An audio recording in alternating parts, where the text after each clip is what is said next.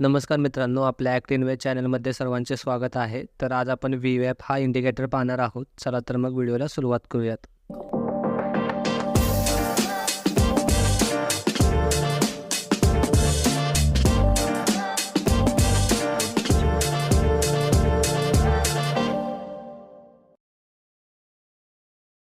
व्हीवॅप म्हणजे volume weighted average price.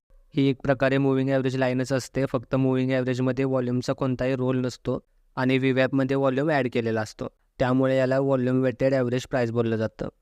यामध्ये volume आणि मूव्हिंग ॲव्हरेजचं कॅल्क्युलेशन करून एक ॲव्हरेज लाईन प्लॉट होते, तिला आपण व्हीवॅप लाईन बोलतो. तर सगळ्यात आधी याला चार्टवरती कसं प्लॉट करायचं ते बघूया.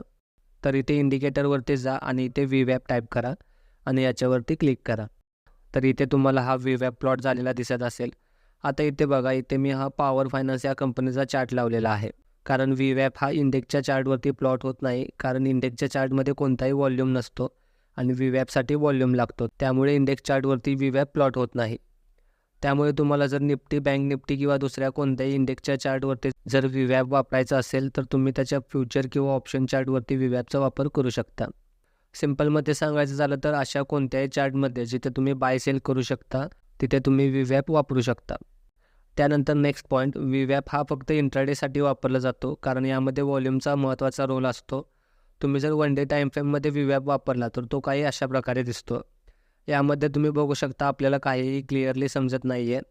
त्यामुळे व्हीवॅप हा फक्त इंट्राडे ट्रेडिंगसाठी वापरला जातो आणि मोस्टली यामध्ये 1 मिनिट आणि 5 मिनिट टाईम फ्रेमचा जास्त यूज केला जातो. कारण यामध्ये व्हीवॅप जास्त ॲक्युरेट सिग्नल देतो.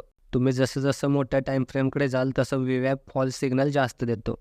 त्यामुळे जर तुम्ही व्हीवॅप वापरणार असाल तर फक्त 1 मिनिट आणि 5 मिनिट टाईम फ्रेमचाच वापर करा. आता त्यानंतर ज्यावेळी प्राईज या व्हीवॅपच्या वरती ट्रेड करते त्यावेळी बुलिश ट्रेंड समजला जातो आणि ज्यावेळी प्राईज या व्हीवॅपच्या खाली ट्रेड करते त्यावेळी जनरली बेरिश ट्रेंड समजला जातो.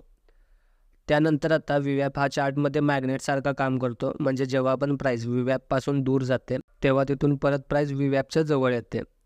इथे बघा, इथे प्राईज व्हीवॅपपासून दूर गेली, परत व्हीवॅपच्या जवळ आली. इथे पण बघा, प्राईज व्हीवॅपपासून दूर गेली आणि परत व्हीवॅपच्या जवळ आली. तर अशा प्रकारे व्हीवॅप चार्टमध्ये मॅग्नेटसारखं काम करतो. त्यानंतर एक शेवटचा पॉईंट, व्हीवॅप हा डायनॅमिक सपोर्ट रेजिस्टन्सचं काम करतो. म्हणजे जेव्हा आपण प्राईस समजा वरच्या बाजूला ट्रेड करत असेल आणि ज्यावेळी ती व्हीवॅपच्या जवळ येते तेव्हा तिथं व्हीवॅप सपोर्टसारखं काम करतो आणि सपोर्टवरून आपण काय करतो तर बाईंग करतो, बरोबर. त्यामुळे जेव्हा आपण प्राईस व्हीवॅपच्या जवळ येईल तेव्हा तिथे बुलिश कन्फर्मेशन घेऊन तुम्ही बाईंगसाठी ट्रेड घेऊ शकता. या उलट जेव्हा प्राईस खालच्या बाजूला ट्रेड करत असेल आणि जेव्हा प्राईस व्हीवॅपच्या जवळ येते तेव्हा तिथे व्हीवॅप रेजिस्टन्ससारखं काम करतो. त्यामुळे जेव्हा पण प्राईस खालून व्हीवॅपच्या जवळ येईल तेव्हा तिथून बेरिश कन्फर्मेशन नंतर तुम्ही सेलिंगसाठी ट्रेड घेऊ शकता. तर अशा प्रकारे तुम्ही व्हीवॅपला ट्रेड करू शकता. व्हीवॅप हा इंट्राडेमध्ये जास्त प्रमाणात वापरला जाणारा इंडिकेटर आहे.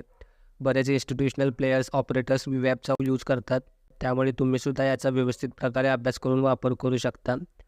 तर ठीक आहे, आज आपण इथे थांबूया. व्हिडिओ आवडला असेल तर व्हिडिओला एक लाईक करा आणि अशाच व्हिडिओसाठी आपल्या चॅनलला सबस्क्राईब करा. भेटूया पुढच्या व्हिडिओमध्ये. तोपर्यंत काळजी घ्या आणि आपले व्हिडिओ पाहत राहा. धन्यवाद.